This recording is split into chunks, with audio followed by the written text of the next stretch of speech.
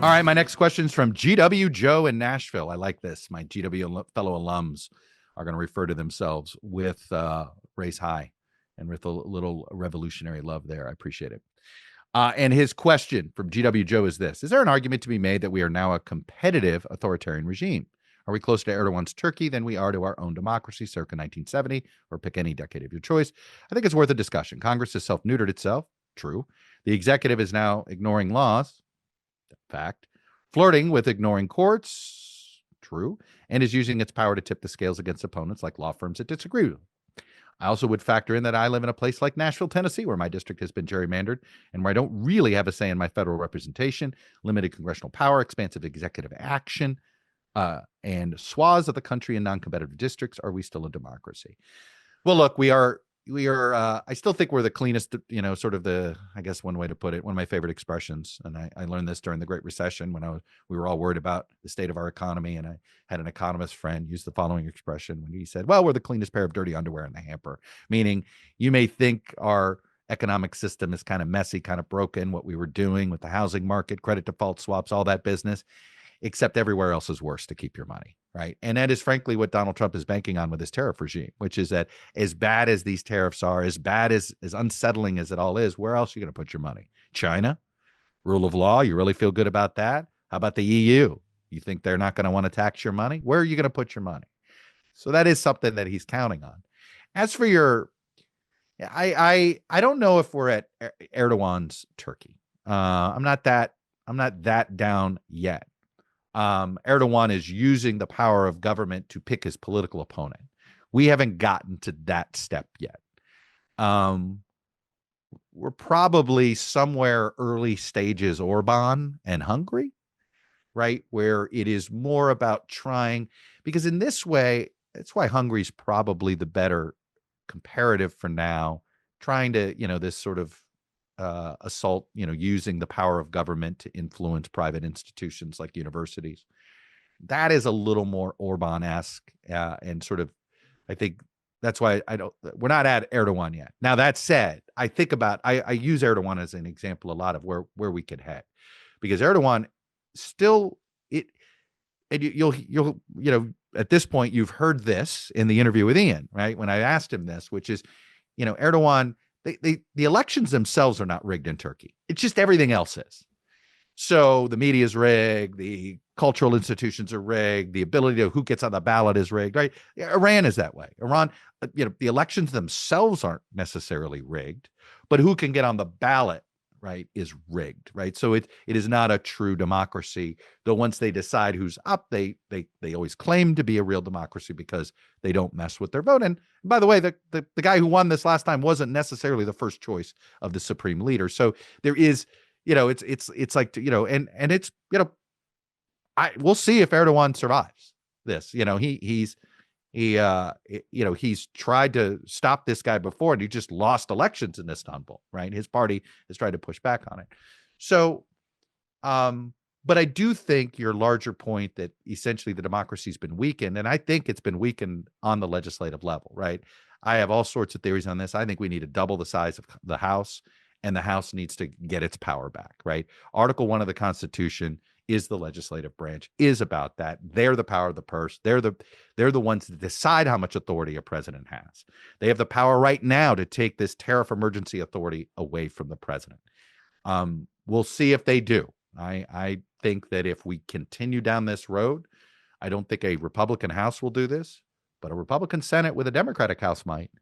So I think that we could be, you got to hang in there for 2 years before Congress decides to use its authority. But I think we now know that the only time Congress wants to use its authority is when it's controlled by a party that is not in charge of the presidency.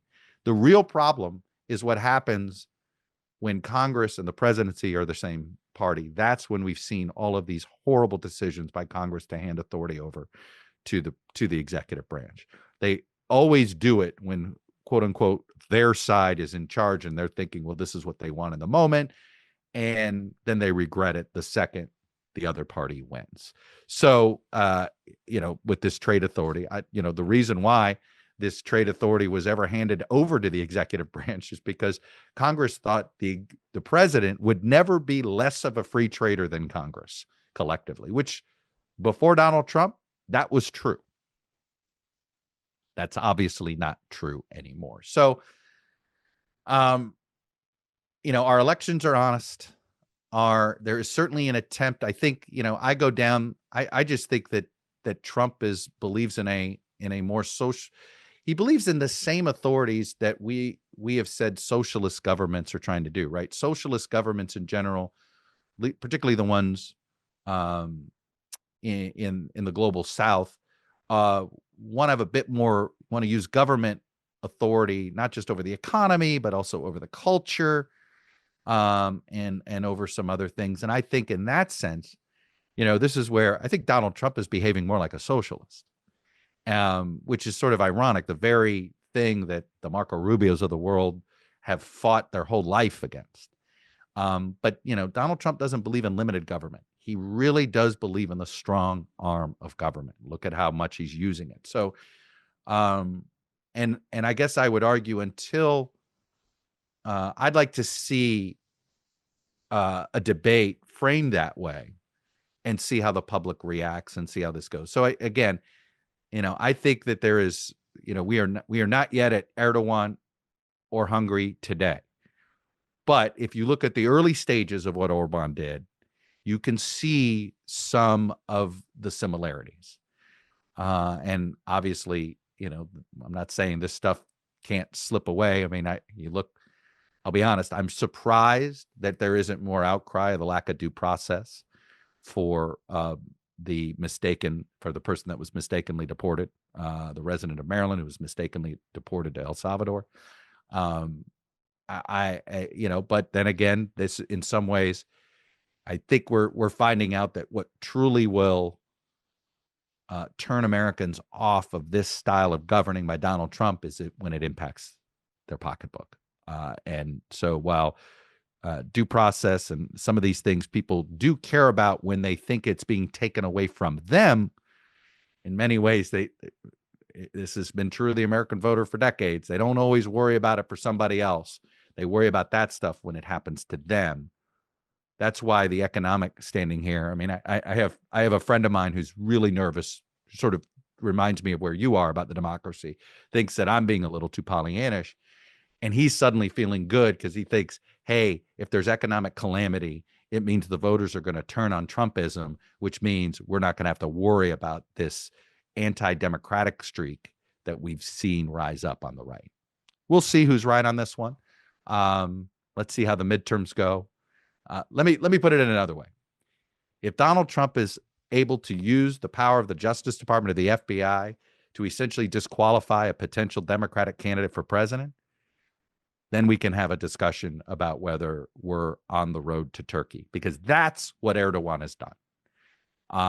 And I'm not going to sit here and say that could never happen here. And obviously, this president has decided to get very, very close to the Justice Department in ways that I think, for all the criticism he said of what Biden did, he claims Biden politicized the Justice Department. He is then doing what Biden did times 1,000. And as I always was brought up with, do two wrongs make a right? This has been the biggest problem in American politics, is that too many people are using power when they get it now to essentially execute a wrong and rationalize it because they think the other side did the wrong first. That arguably is why we're in the position we're in right now in our political system.